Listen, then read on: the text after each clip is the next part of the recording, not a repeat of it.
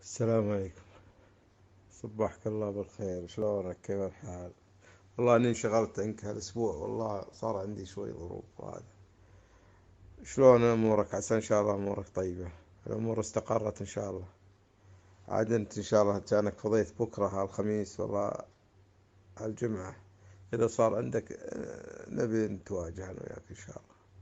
اعذرني والله، ترى صار عندي حاجات وهذا.